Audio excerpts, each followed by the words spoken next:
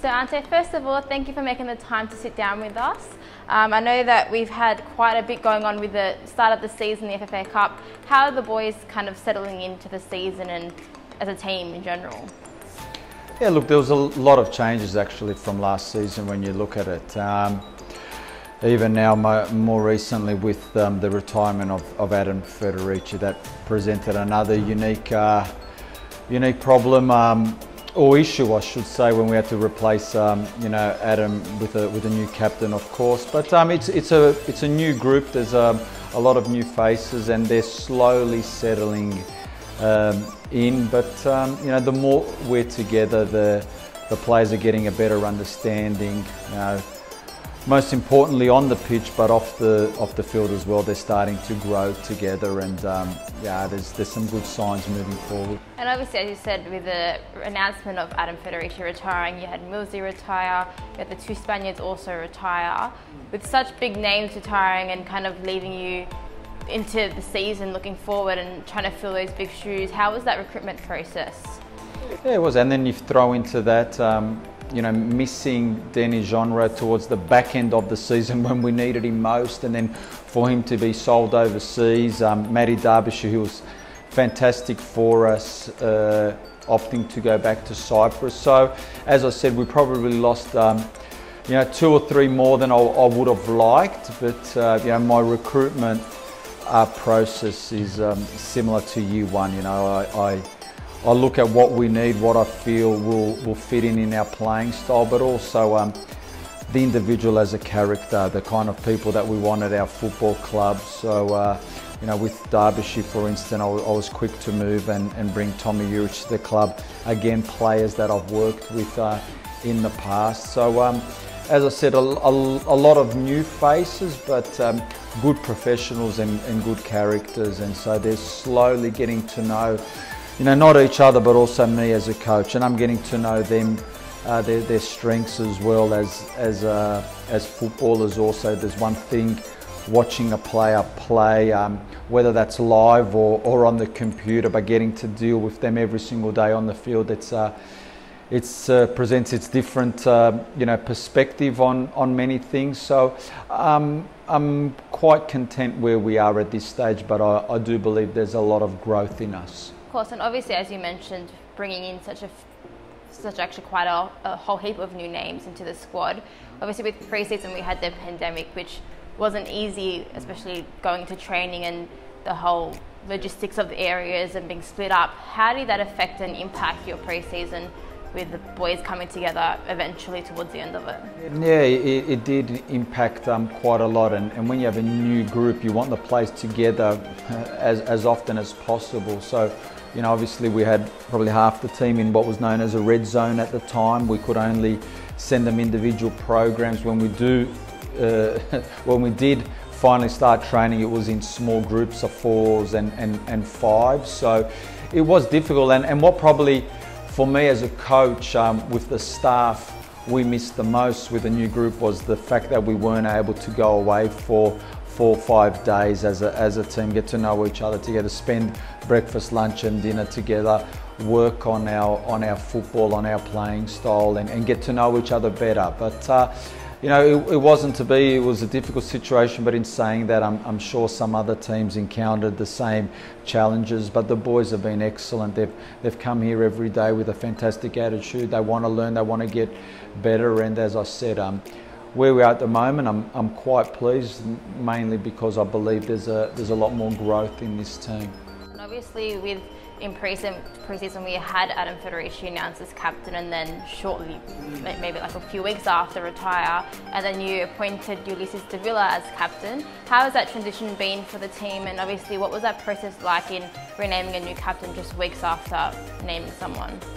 Well, it's difficult because even though we know what Adam had to go through last year to complete the season, he was excited about being our captain and the challenge, and he's an extremely proud person. So when he decided to retire, as I said, not only did we lose, for me, the best goalkeeper in the league, which meant I had to then quickly look for another goalkeeper, but I've lost a captain. And there, if you even look in the short history of the club, but Millsy, Federici, Uli, completely different personalities, different positions, lead the team in different ways. But, you know, I had a good think about who I felt would be the captain, and we've got quite a good group of senior players there that could take on that responsibility. But in the end, I felt that Uli was the right fit, the right choice. I discussed it with him. I gave him time to think about the proposal that I put forward to him, and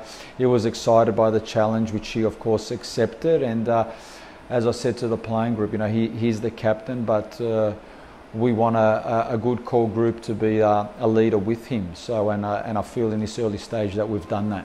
Yeah, definitely. And obviously we had our debut in the FA Cup match and we won that game against Newcastle.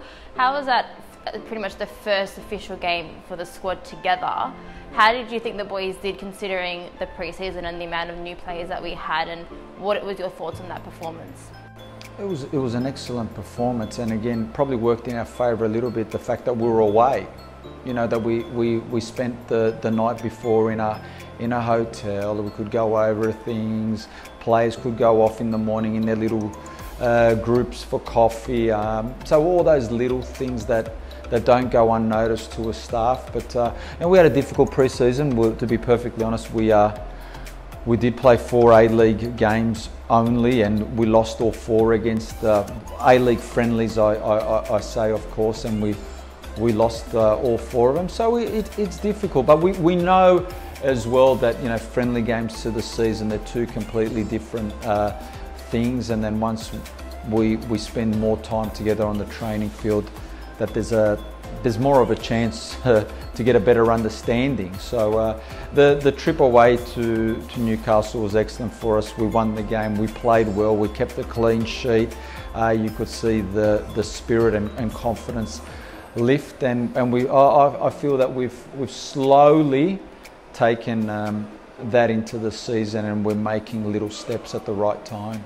Of course, and obviously speaking of the season, our first was meant to be our home game. The venue change, I know it impacted a lot of our members and our fans in heading up to Newcastle. How did that impact the team? Like, what was it like to find out that you weren't going to be playing at Campbelltown Stadium at home for the first game and having to reshuffle everything just 2 days before the actual game? It was difficult. You know, well, I'll be honest, it was difficult, disappointing, frustrating, but at the same time we have to accept it and move on quickly. You know, we only saw the field 48 hours before our first game. Players and staff arrived at the venue to complete a very important training session in preparation for our game against Wellington. And then, you know, players can at times be easily distracted. So to keep them focused and understand the challenges and to quickly put that behind you and move forward, it isn't easy in a short space of time. But, you know, we ended up going to Newcastle. We stayed in the same hotel. We played against a difficult opponent in terrible rainy conditions on the back of another A-League game that had played in front of us. So the excuses were there if the boys wanted to go down that path. They didn't. They were good. I was real happy with their application and the way that they approached the situation. And although we didn't get the 3 points in that home game against Wellington and Newcastle, I felt that there was enough there to suggest that we've got a little bit of a foundation to potentially build on.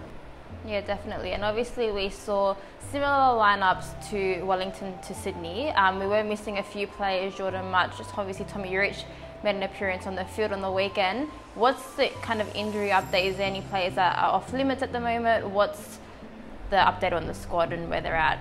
Okay, so basically everyone's available minus Adrian Mariappa, who we've just signed, and we're expecting him to arrive in the country very soon. And I may just add that we're delighted to sign a player of his calibre, but again, for a player that's played at such a high level, coming to a league so far away and with a different style, might be challenging for him, but I believe he's got enough quality to be a very good signing for us. Tommy Juric, unfortunately, he's only had 4 minutes of game time in the pre-season. Didn't play in the FFA Cup game. Didn't play against Wellington. We gave him some minutes against Sydney, so we need to be sensible with Tommy and not get too excited too soon, because he's a quality player. He's one player that I believe in a lot, and I know if we can have a fit Tommy Juric, that'll mean a lot to not only the front third of the pitch, but what he brings to the rest of the team. So he's nowhere near match fitness, but we are working off a plan for him to get to a level, and that plan will not get dictated by an opponent or result. So we have to stay clear to that way of working. And the other one, unfortunately, is Jordan Mutch, who he's injured. He won't be available for the game against Central Coast or the Cup game against Sydney FC, and it's disappointing because I thought he was exceptional in that 65 minutes he played against Wellington. A lot of our plays built up around him, and he actually had a really good pre-season. He's been good around the group, so we do lose a lot with him not being available, but at the same time there's players there that have to show that they're serious, that they want to take his spot, that they want to put up their hand and be part of it. So the opportunity's there, and now it's up to others to show, are they serious about taking it and making it difficult for Jordan to get back in. But Jordan won't be available, either will Adrian, whereas we're looking to slowly integrate Tommy Juric in. Everyone else is fit and available. It's great to hear, and obviously, as you mentioned, the signing of Adrian Mariappa, I think a lot of fans were a bit shocked that we had a player signing into the season. Tell us, where did that signing come from? What was the thoughts in signing a defender to join the pool? The name came across my desk a while ago, and it was still actually when Adam Federici was at the football club, and he actually knew Adrian well, and he only had positive things to say about him. And then, for myself, my next port of call is obviously the laptop, where I watch quite a few games of Adrian, and I look to see what he could offer us in football-wise, and it was a strange one for me. It didn't add up in a way, because he didn't have a club from July, but he was playing for his national team. So I couldn't join the dots. Why hasn't he got a club, but he's starting for his national team and playing good for his national team? So I dug a little bit deeper, and someone that I trust very dearly with their professional opinion is Mile Jedinak, who played with Adrian at Crystal Palace, and he gave him an excellent reference. And as I said, someone that I can trust to that extent, really made me make the player Adrian Mariappa a lot more of a serious discussion and thought process. And then, of course, Jordan Mutch has also played with him, and then I had a good feeling when I spoke to Adrian on a few occasions. Of course, not face to face like this, but if you classify video calls face to face, I had a good feeling. I went with my gut instinct. He wanted to try something different. He was excited. I felt that he wanted to come to Australia for the right reasons, and then fortunately the club was able to put together a proposal for him to join us. And I think with his experience, he can offer a lot, not only to us as a team playing wise, but also just as importantly to the young players that we've got coming through the club, because you don't play 150 Premier League games by being lucky or a nice person. So for him to play at that level, we're very, as I said, humbled that he's decided to join the club. And last year we had the two Spaniards who were at a high level in terms of their playing career and professionalism, and now to have Adrian join us, we're excited. So that's a little bit about how that eventuated. Yeah, I know a lot of the fans are really excited. That was very positive on socials about him signing with the Bulls. Is there any other expected signings that? No. We're done. As I said, we lost probably a few more than what I would have liked. Adrian's a player that if you play with a back four, he can play in the back three. He can also play as a holding midfielder. Can play out in that full back position. More importantly, he's a leader.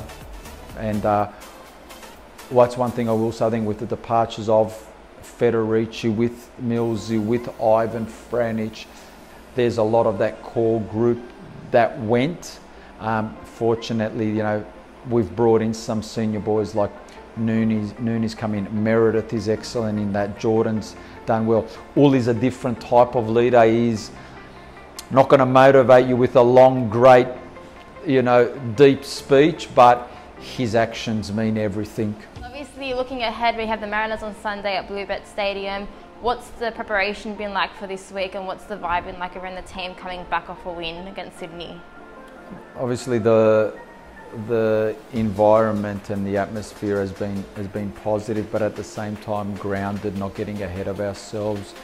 We know we're playing a difficult opponent that gave us some big challenges last year throughout the regular season. They beat us 3 times last year in the home and away fixtures. We did get them in the semi-finals at their place, but the core group of that squad has remained. They've got some very good footballers. They're very fit side, very energetic team as well. Difficult to break down. So we know we're going to be in for a difficult game, but as always, as I say to our boys, let's put the focus on ourselves. We'll look at every opponent as we do. We've got a lot of respect for them.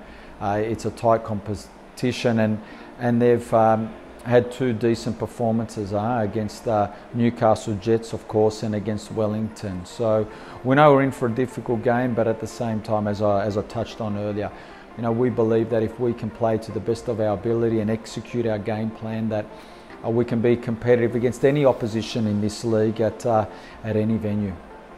Definitely. Well, Ante, thanks for joining us, and good luck for this weekend and the rest of the season. We hope we'll get a few more wins under our belts. And thanks for joining us, and we'll speak to you soon. Thanks, Jess. That's the plan.